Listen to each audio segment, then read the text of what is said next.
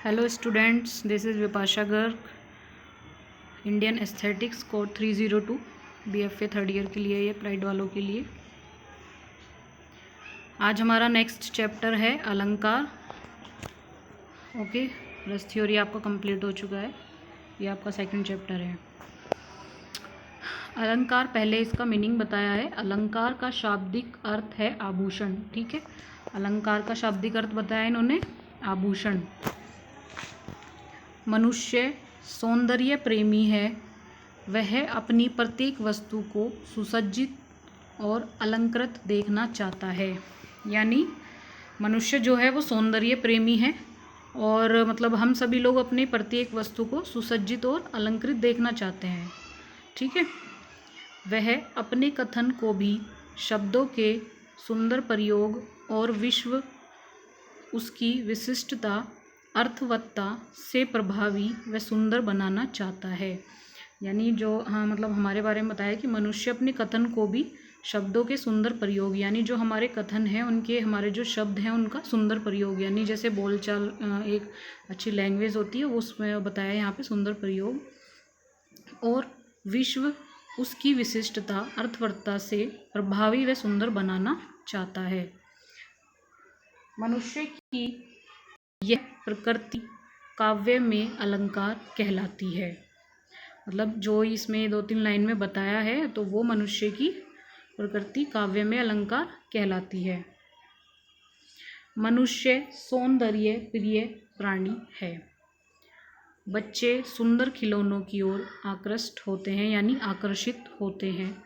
युवक युवती के सौंदर्य पर मुग्ध होते हैं। मतलब यहाँ पे इन्होंने सौंदर्य की डेफिनेशन बताई कि जैसे बच्चे हैं वो सुंदर खिलौनों की ओर आकर्षित होते हैं, और जो युवक हैं वो युवतियों के सौंदर्य पर मुग्ध होते हैं। और मनुष्य सौंदर्य प्रिय प्राणी है। प्रकृति के सुंदर दृश्य सभी को अपनी ओर आकृष्ट करते हैं। जो प्रकृति का दृश्य है सुंदर, तो वो मतलब जो प्रकृति है वो हम सभी को अपनी ओर आकर्षित करती है, ये तो हम सभी जानते हैं।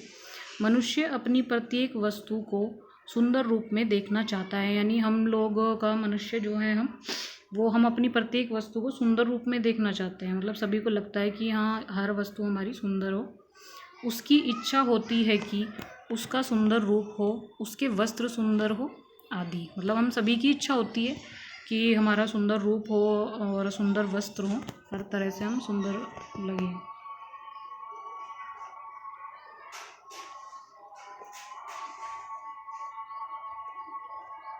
सौंदर्य ही नहीं, मनुष्य सौंदर्य वृद्धि भी चाहता है। मतलब सौंदर्य के साथ साथ हम लोग सौंदर्य वृद्धि भी चाहते हैं, और उसके लिए प्रयत्नशील रहता है। यानी हम लोग सौंदर्य वृद्धि भी चाहते हैं और हम इसके लिए प्रयत्न भी करते हैं। इसमें ये बताया कि हम यहाँ पे प्रयत्नशील भी रहते हैं।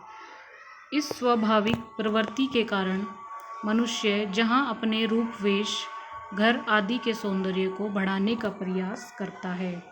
मतलब ये स्वाभाविक प्रवृत्ति है हर मनुष्य की। तो जहाँ पे हम अपने रूप वेश, हमारा घर है, मतलब सौंदर्य से रिलेटेड जो भी हैं, हम उनको बढ़ाने का प्रयास करते हैं। वहाँ वह अपनी भाषा और भावों के सौंदर्य में वृद्धि करना चाहता है। मतलब हम वेशभूषा उसके साथ साथ अपनी भावों में, जो हमारा जो भाव होते हैं, उसमें भी हम सौंदर्य में वृद्धि करना चाहते हैं। उस सौंदर्य की वृद्धि के लिए जो साधन अपनाए गए उन्हें ही अलंकार कहते हैं। मतलब जो वो सौंदर्य है उसकी वृद्धि के लिए जो साधन अपनाए गए उन्हें ही अलंकार कहा गया है। ठीक है, अब ये तो अलंकार की डेफिनेशन थी। अब जैसे रस थ्योरी में आपके वो 4 टिप्पणीकार थे, ऐसे इसमें 4 हैं। फर्स्ट है इसमें बामे है, ये नाम है। तो अलंकार में बामे द्वारा मतलब क्या इसका रोल है वो बताया गया है। ठीक है, आचार्य बामे ये नाम है। आचार्य बामे द्वारा रचित काव्यालंकार रस शास्त्र में एक बहुत ही महत्वपूर्ण ग्रंथ है। मतलब जो बामे हैं उनके द्वारा रचित है ये काव्य अलंकार। तो ये रस शास्त्र में बहुत ही महत्वपूर्ण ग्रंथ है। ठीक है, ये ग्रंथ का नाम है काव्य अलंकार। काव्य अलंकार का रचना काल 7वीं शताब्दी ईस्वी के पास माना गया। जो काव्य अलंकार का रचना काल है वो 7वीं शताब्दी ईस्वी के पास माना गया है। ठीक है। काव्य में सौंदर्य की सृष्टि करने वाले तत्व को ही बामस में अलंकार कहते हैं। मतलब काव्य में जो सौंदर्य की सृष्टि हुई है उसका जो तत्व है उसको ही बामस में अलंकार कहा गया है। अब तक रस की चर्चा भरत मुनि की परंपरा में, मतलब जो अब तक जो रस की चर्चा हुई है भरत मुनि के उसमें तो नाटक के संदर्भ में होती थी। मतलब नाटक के संदर्भ में ही तो वो है जो हमने रस में पढ़ा है, उसमें नाटक के संदर्भ में हमने पढ़ा है। किंतु बामह ने रस की चर्चा काव्य के संदर्भ में की। मतलब जो बामह ने रस की चर्चा किस में की? काव्य के संदर्भ में। और भरत मुनि की परंपरा में किसके संदर्भ में हुई थी? नाटक के संदर्भ में। बामह ने रस की चर्चा की काव्य के संदर्भ में। ठीक है। मतलब दोनों ने रस की चर्चा की है, बस फर्क इतना है कि भरत मुनि ने नाटक के संदर्भ में की थी और उस बामह ने काव्य के संदर्भ में की है। ठीक है। और काव्य और कला में एक नई परंपरा आरंभ की। ठीक है। काव्य और कला में दोनों ने अपनी एक नई परंपरा आरंभ की। बामह का ग्रंथ काव्य अलंकार 6 भागों में बांटा हुआ है। जो बामह का ग्रंथ है काव्य अलंकार वो 6 भागों में बटा हुआ है। ठीक है। जो अभी हमने पीछे पढ़ा है, जिन सभी में अलंकार की विस्तृत चर्चा है। मतलब इन सभी में अलंकार की विस्तृत चर्चा बताई गई है, यानी काव्य अलंकार में। ठीक है। विस्तृत यानी उसको खुल के। बामह ने वक्रोक्ति को समस्त अलंकारों का मूल माना। मतलब जो बामह है उन्होंने वक्रोक्ति को समस्त अलंकारों का मूल माना है, यानी जितने भी समस्त अलंकार हैं उन सभी का मूल माना है।